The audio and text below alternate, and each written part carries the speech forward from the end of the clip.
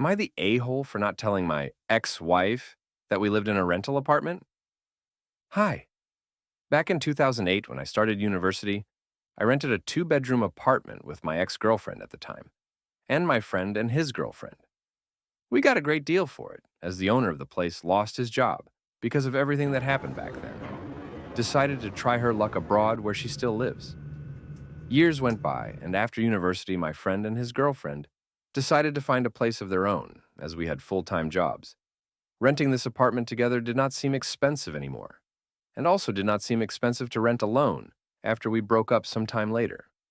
So there I was, alone in a two-bedroom apartment in the central part of the city. The owner decided that she was too lazy to mess with bills and stuff every month, and made arrangements for me to pay everything directly. As I earned her trust, I still pay her monthly rent, which is very cheap for today, and deal with everything else, having her authorization.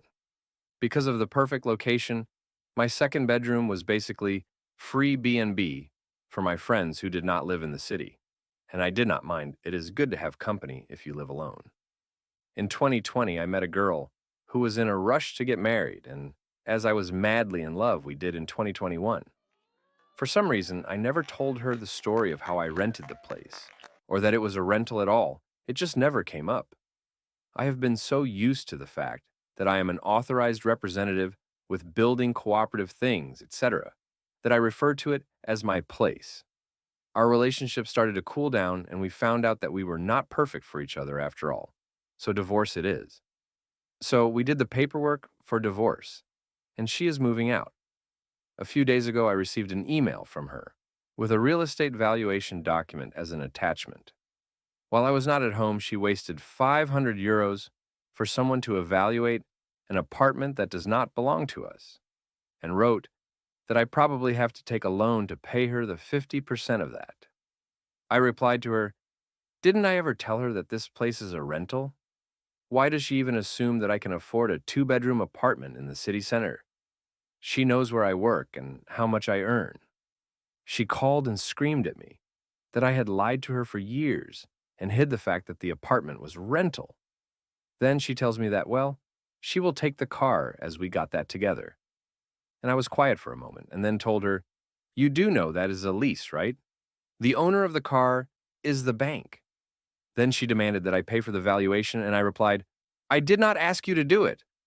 She called me an asshole and ended the call. Of course, she told our whole friends group how I lied to her during the whole marriage. And there was a discussion in a messenger group with friends that, if is it a lie or not, whether was it an asshole thing to do, some agree with me and some with her. Am I the a-hole?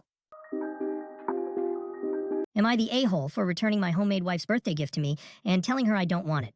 I then went out and bought what I actually wanted? My wife makes less money than me and is the type of person who prefers to make her own gifts for people. The issue is she will do this even if the person doesn't want this. I will use myself as an example. For the past few years, she has made every single gift I've been given. No matter what I asked for, I get a homemade gift. Doesn't matter if it is cheap or not. Last Christmas, I asked for a few new things and I got a homemade scarf. I always get her stuff she wants. I have talked to her about this multiple times. My birthday was yesterday, and I asked her to give me a book. It was only $25, and I sent her the link. I opened the gift, and she made some homemade bookmarks. It wasn't even the type of bookmarks I like. They were made from fabric, and I like the wooden ones. I must have made a face because she asked what was wrong. I told her I didn't want these. I made it so clear what I actually wanted, and I have talked to her so many times. I handed them back and went out to buy the book. We had a big fight when I got back. She claims I am being ungrateful and a jerk. Am I the a-hole? Am I the a-hole if I refuse to stay in mother-in-law's house till she gets the toilet fixed? So I've been undergoing tests for 2 years now for suspected Crohn's disease, and in that time, my quality of life has suffered due to my bowels. Like I've cancelled trips or days out, missed work at short notice when I've had flare-ups. So back on topic. Me, wife, and kids stayed at mother-in-law's house start of the year, and I had a flare-up. However, her toilet would not flush, so I had to use a bucket of water to flush it down. We stayed in April. Again, it was not fixed. So I said if she gets a plumber, get them to invoice me and I'll pay. It's not been arranged. I said I'll wire money in advance if it's plumber that wants cash. Again, not been done. Lastly, I've said I'll research trustworthy plumbers in her town and I'll arrange and pay for repair. Was told, no need. I've told wife I won't stay till it's fixed and we'll just get a hotel next time. Wife said I'm being dramatic and should just put up with it for the few days we stay. Am I the a-hole? Am I the a-hole for staying in a hotel while my friend was trapped overnight inside the airport? My best friend and I, 20F, recently went on a trip to the UK. I actually have a UK passport since my dad is British, but my friend had to get a UK visa. We were supposed to take two flights, one that would arrive in France and a connecting flight that would fly to the UK. However, the second flight ended up being cancelled. The next available flight wasn't until 2 p.m. the next day, so we would have to wait around 17 hours. The passengers were allowed to stay in nearby hotels for free. However, this didn't apply to people like my friend, who wasn't legally allowed to leave the airport because she didn't have a visa for Europe. Instead, she had to stay within a specific area of the airport that had these bright ceiling lights that would stay on 24/7. There was construction nearby, so there was extremely loud drilling noise every so often. All the available seats were taken by other passengers, so my friend had to sleep on the floor. Plus, earlier that day, water got spilled on our phone chargers and her phone was only on 40%. I had the option to stay with her, but I chose to go to the hotel instead. She was furious with me, accusing me of being a fake friend. She told me she was scared of being alone in a creepy unknown place and wanted me there to comfort her, and I assured her that I'll be back by the morning. She said I was acting selfish for not even spending one night with her, but I hadn't gotten any sleep in over 24 hours, and I didn't see why both of us had to suffer. Am I the a-hole? Am I the a-hole for telling my coworker to stop talking about her diet? So I, 25 female, work in an office with this coworker Lisa, 32 female, who's been on an intense diet for the past couple of months. At first, it was kind of interesting, her meal prep ideas and how she was feeling, but now it feels like I'm trapped in a never-ending episode of The Biggest Loser. Every lunch break, it's all about her latest smoothie recipes, her calorie tracking, and how she's crushing her goals. I swear I've heard more about kale than I ever thought possible. I mean, I get it, you want to be healthy, but goddamn. I've tried changing the subject multiple times, but Lisa would just loop back like a boomerang made of broccoli. One day, I finally snapped and jokingly said, "Hey Lisa, I love your passion for dieting, but could we maybe talk about something else? Like literally anything else. At this rate, I'm starting to think you're going to turn into a carrot." She laughed initially, but later I overheard her telling another coworker that I was rude for telling her to shut up about her diet. Now I feel terrible because I didn't mean to hurt her feelings. I just wanted to break from the lectures. I appreciate that she's working hard, but it feels like every conversation revolves around her diet. Am I the a-hole for trying to redirect the conversation? Or should I just have shut my mouth?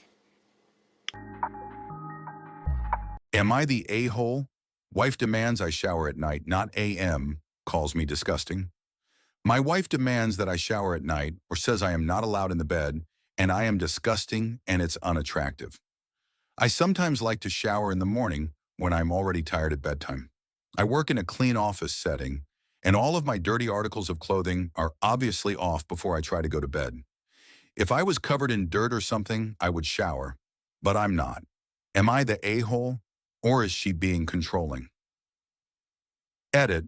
I usually shower at night in order to appease her wishes. This is only when I am extremely tired and just want to sleep. She also lets our dirty dog sleep in the bed. Am I the a-hole for refusing to move out even though my roommate is 7 months pregnant? Last week, my roommate Becca found out she is not only pregnant, but 7 months along. She texted me that we had to talk today, and I had assumed she would be moving out soon for more space when the baby comes. Instead, she told me I have to move out to make space for the nursery and her baby daddy to move in. I'm on a terrible salary and cannot afford anywhere else to live. She wants me to move out right now so she can prepare for the baby. Even if I wanted to move out now, the apartment rentals in my area are either too expensive or well below living standards, so I don't want to move. She went absolutely crazy the moment I told her I wouldn't move out, because I'm ruining her motherhood experience by not letting her family live together. I pay rent here, and my name's on the lease until at least the end of the year. I'm not going to pull out of the lease, and I told her that if she wants her little family together, that she should move and I'll find someone to half the cheap rent with. That made her start crying and saying how I just want to ruin her life to the point her baby daddy had to console her and tell me to get out of their way already. I've not heard her stop crying since, but I think I'm totally valid that I don't want to leave. Am I the a-hole for not wanting to move out?